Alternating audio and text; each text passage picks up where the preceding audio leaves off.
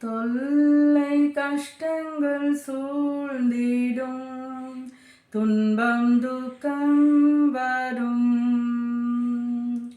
இன்பத்தில் துன்பம் நேர்ந்திடும், இருளாய் தோன்றுமெங்கும்.